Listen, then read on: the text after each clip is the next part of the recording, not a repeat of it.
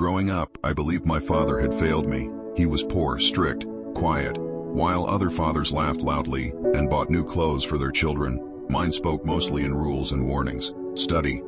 Don't waste money. Be home early. He never explained himself, never softened his voice. I mistook silence for lack of love. I envied my friends. Their fathers attended school events, bought gifts, and joked with them. Mine worked long hours and came home exhausted. His hands rough, his clothes always smelling of sweat and dust. When I asked for things he couldn't afford, he said no without apology. Each no felt like rejection. As I grew older, resentment grew with me. When he got sick, I was distant. I told myself he was strong. I told myself there was time. Then, one morning, there wasn't. My father died quietly, the same way he had lived. At the funeral, people spoke of his kindness. I didn't understand. They talked about help he gave, bills he paid for others, food he shared. I wondered if they were confusing him with someone else. Weeks later, while sorting through his few belongings, I found a folded envelope hidden inside an old Bible.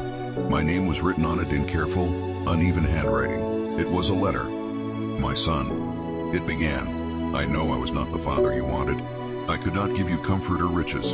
I only knew how to protect you the way life taught me. He wrote about his childhood, hunger, missed school, dreams buried early so his siblings could eat.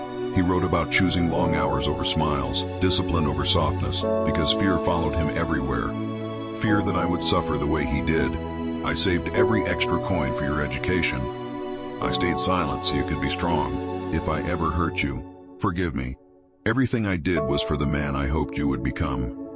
By the time I finished reading, my hands were shaking. Suddenly, his rules made sense. His silence had a purpose. His sacrifices had names, dates, and scars. My father didn't fail me. He protected me quietly. He loved me without applause. Some love doesn't speak loudly. Some love works, endures, and disappears without asking to be seen. I folded the letter and cried. Not because I had lost my father, but because I had finally found him.